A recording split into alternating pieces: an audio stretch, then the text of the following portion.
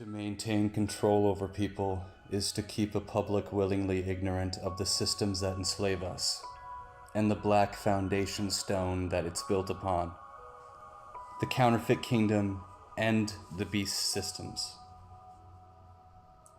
The fourth world on our horizons, the brave new world, will envelop the earth like all its wildernesses. We will all be subjected to its nature, its ancient prerogative. What sort of things are unhinging this agenda? Technologically induced climate change and the mass migration of peoples, coupled with a nanny state, the collapse of the dollar, and the disclosure of information to the public that we are being conditioned to receive and react accordingly through the subconscious lostness of the mind, delivering a sort of global existential crisis in effect. With our owners at the ready, with their predestined solutions of control and the powers to conquer close at hand, furthering the agenda and fulfilling scripture multidimensionally, the general public are confused and blinded by ego, fear, caught up by their desires and conveniences, blindly led astray, continuing to live and believing the lies we've been told and tell ourselves. We're taught a small spectrum of the dimensions of warfare and slavery, while our owners play multi-dimensional chess. But we're enslaved from billionaire to homeless, from state to household, swamped in debt, kept in check, toiling for the scraps of foreign owners.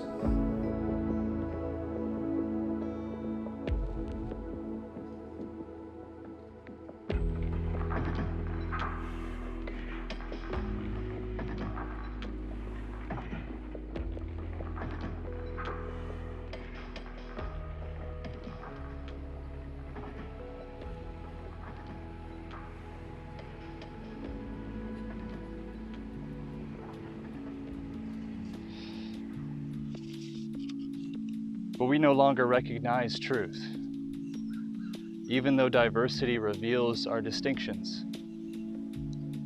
We are yet divided against truth, instead of being divided by truth.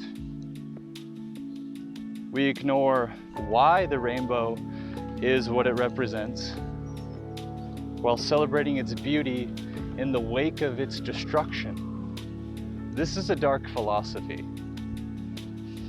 and it has us focused on acceptance while control grows in the shadows.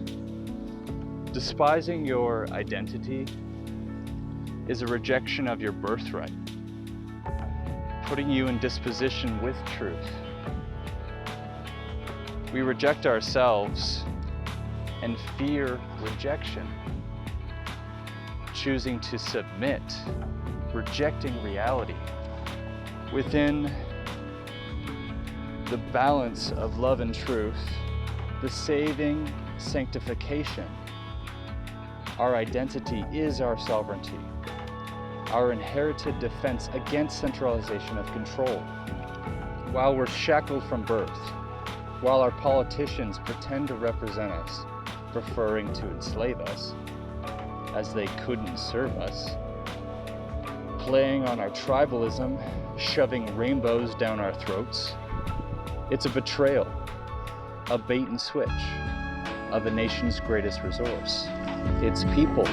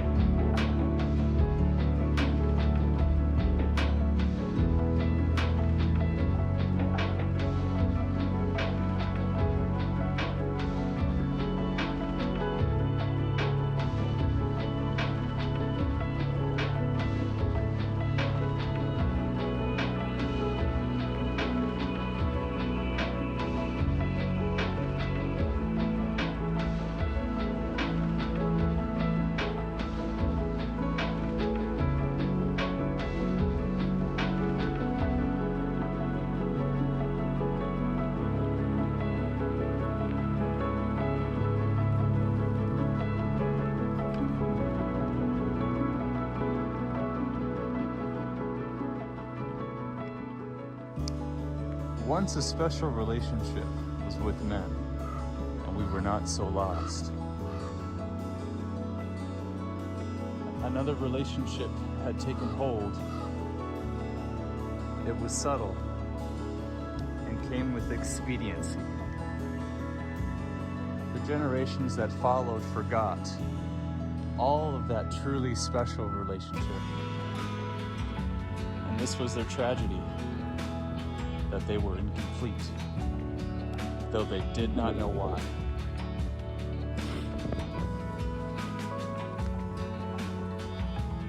Millions had been murdered in order to keep them from regaining the knowing of who they really were and the knowledge they lost long ago. We have become misguided in our leadership, convictions, and responsibilities, sailing into a great storm we are not prepared for. From observing what's happening on the world stage right now, our act for ourselves, not God's special act for us. Just from that basic observation, we are sailing into a storm that we're not prepared for.